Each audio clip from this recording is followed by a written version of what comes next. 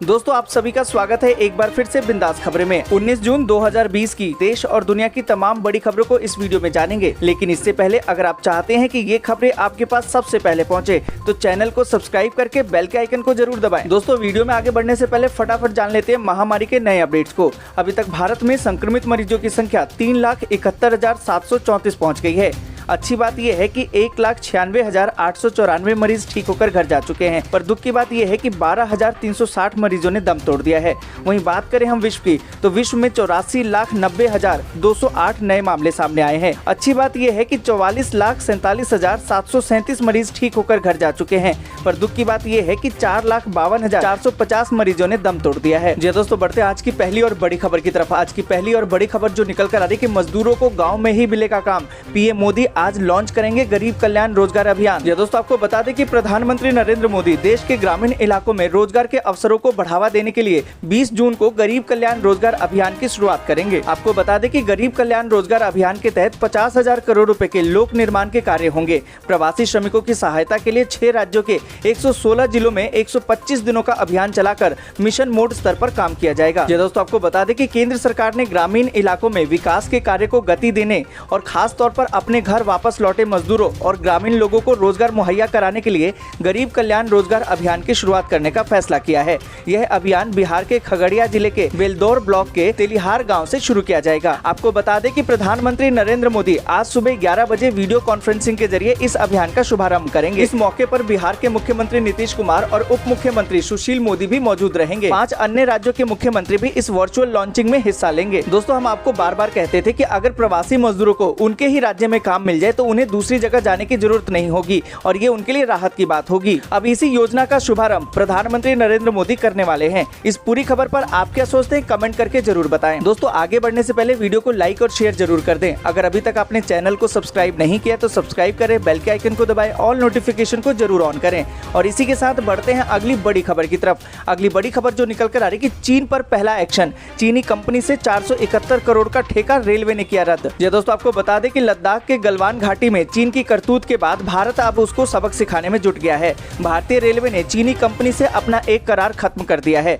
2016 में चीनी कंपनी से 471 करोड़ का करार हुआ था, जिसमें उसने 417 किलोमीटर लंबे रेल ट्रैक पर सिग्नल सिस्टम लगाना था। इसके पहले सरकार ने BSNL और MTNL को निर्देश दिया था कि वो भी चीनी उपकरणों का इस्तेमाल कम कर दे। यह दोस्तों आपको बता दें कि भारतीय रेलवे के dedicated front corridor corporation of India यानी कि DFCCIL ने Beijing national railway research and design institute of signal and communication group company limited से करार खत्म कर दिया है। इस प्रोजेक्ट के तहत कानपुर और दीनदयाल उपाध्याय रेलवे स्टेशन के सेक्शन के बीच 417 किलोमीटर में सिग्नली और टेलीकम्युनिकेशन का काम होना था। इसकी लागत 471 करोड़ रुपए है। दोस्तों चीन के मुद्दे पर सरकार अपने स्तर पर काम कर रही है, परंतु हम आम नागरिकों को भी इसका मुंहतोड़ जवाब चीन को देना चाहिए। हमें भी चीनी सामानों का बहिष्कार करना चाहिए। क्या आप इस मुहिम के साथ हैं? कमेंट करके जरूर बताएं। जी दोस्तों बढ़ते हैं अगली बड़ी खबर की तरफ। अगली बड़ी खबर जो निकल कर आ रही है कि चीन की हरकत पर बाबा रामदेव बोले, यह मुंहतोड़ जवाब देने का वक्त है। ये दोस्तों आपको बता दें कि पतंजलि योगपीठ के महामंत्री आयुर्वेदाचार्य आचार्य बालकृष्ण और योग गुरु बाबा रामदेव ने कहा कि यह वक्त बात करने का नहीं, चीन को मुंहतोड़ जवाब देने का है। उन्होंने कहा कि चीन सीमा पर सेना और सरकार अपनी रणनीति के हिसाब से जवाब देगी,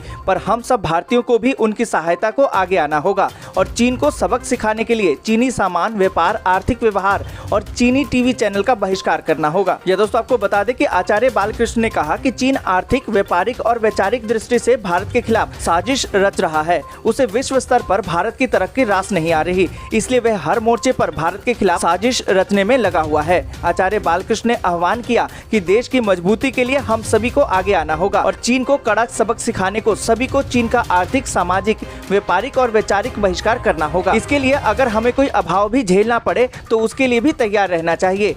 कहा कि चीनी सामान के साथ साथ हमें स्वदेशी अपनाने पर जोर देना चाहिए। इससे देश आर्थिक, सामाजिक और सामरिक दृष्टि से मजबूत होगा और कोई भी देश हमें आंख नहीं दिखा पाएगा। दोस्तों हम आपसे जानना चाहते हैं क्या आप रामदेव बाबा के साथ हैं? आप देश से प्यार करते हैं? तो कमेंट करके जरूर बताएं। दोस्तों बढ़ते हैं अगली बड़ी खबर की तरफ। अगली बड़ी खबर जो निकल कर आ रही कि नौकरी जाने पर इस स्कीम के तहत सरकार 2 साल तक देगी पैसे, सीधे खाते में पहुंचेगी रकम। दोस्तों आपको बता दें कि अगर आप भी प्राइवेट नौकरी करते हैं और महामारी के कारण आपकी जॉब छूट गई है तो बिल्कुल भी परेशान परेशान ना हो। अब से नौकरी छूट जाने पर केंद्र सरकार आपको 2 साल यानी कि 24 महीने तक पैसे देगी। आपको बता दें कि कर्मचारी राज्य बीमा निगम यानी कि ESIC अटल बीमित व्यक्ति कल्याण योजना के तहत नौकरी जाने पर फाइनेंशियल मदद देती है सरकार। दोस्तों आपको बता दें कि ESIC की ओर से नौकरी पेशा लोगों की अगर नौकरी चली जाती है या किसी कारण से उसको कंपनी से निकाल दिया जाता है तो सरकार की तरफ से आपको सहायता दी जाती है। इस योजना में कर्मचारी राज्य बीमा निगम यानी कि ESIC की ओर से भत्ता दिया जाता है।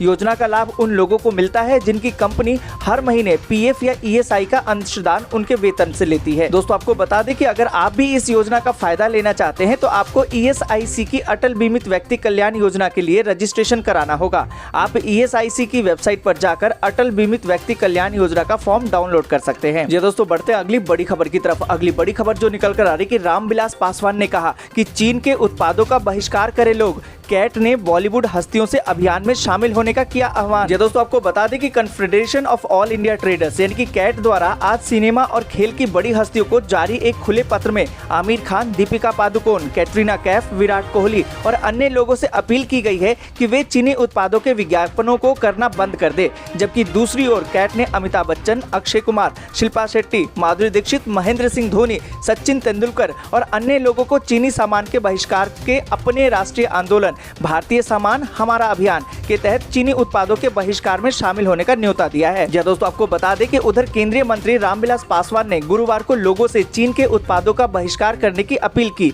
और अपने मंत्रालय के अधिकारियों को दिन के कार्यालय उपयोग के लिए किसी भी चीनी उत्पाद की खरीद नहीं करने के निर्देश दिए। दोस्तों हमारा भी आपसे यही अनुरोध है कि आप भी चीनी सामान का बहिष्कार करें और आप भी चीनी सामान के बहिष्कार के अभियान में लोगों को जुड़ने के लिए कहें। और इस पूरी खबर पर आप अपनी राय कमेंट करके जरूर बताएं। जी दोस्तों बढ़ते हैं अगली बड़ी खबर की तरफ। अगली बड़ी खबर जो निकल कर आ रही कि नेपाल के विवादित नए नक्शे को राष्ट्रपति की मंजूरी, भारत का विरोध दरकिनार। जी दोस्तों आपको बता दें कि नेपाल ने भारत की आपत्ति को दरकिनार करते हुए विवादित नक्शे को कानूनी अमली जामा पहना ही दिया। गुरुवार सुबह नेपाली संसद के उच्च सदन से संविधान संशोधन विधेयक को मंजूरी मिलने के बाद नेपाल की राष्ट्रपति विद्या देवी भंडारी ने हस्ताक्षर कर इसे संविधान का हिस्सा घोषित कर दिया। इसी के साथ ही हिमालय राज्य के नक्शे में आज से परिवर्तन कानूनी रूप से लागू हो गया। आपको बता दें कि भारत शुरुआत से ही नेपाल के इस एक तरफा कार्रवाई को बिना किसी ऐतिहासिक साक्ष्य के एक तरफा कार्रवाई बताता आया है। ये दोस्तों आपको बता दें कि नेपाल की संसद के उच्च सदन नेशनल असेंबली ने देश के विवादित राजनीतिक नक्शे को मंजूरी देने के दौरान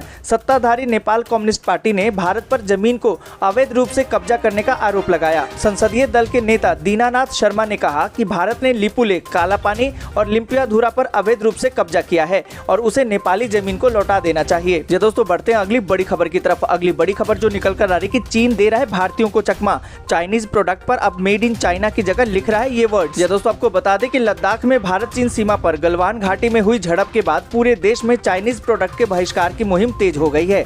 हर कोई कह रहा है कि चाइना के माल को भारत से बाहर का रास्ता दिखाना जरूरी है। सोशल मीडिया पर भी इसको लेकर मुहिम शुरू हो गई है। हर कोई अब देख रहा है कि खरीदे सामान पर मेड इन इंडिया लिखा है या मेड इन चाइना। तो यहाँ आपको बता दें कि चीन ने भारत में अपने सामान को बहिष्कार से बचाने के लिए नई तरकीब निकाली है। या दोस्तों आपको बता दें कि साल 2017 में जब डोकलाम विवाद हुआ था तब भी भारत में चाइनीज प्रोडक्ट के बहिष्कार की मांग उठी थी। इसके बाद दिवाली पर कुछ संगठनों ने चाइनीज लड़ियों और मूर्तियों को नहीं खरीदने की अपील की थी और इसका काफी असर देखने को मिला भी था।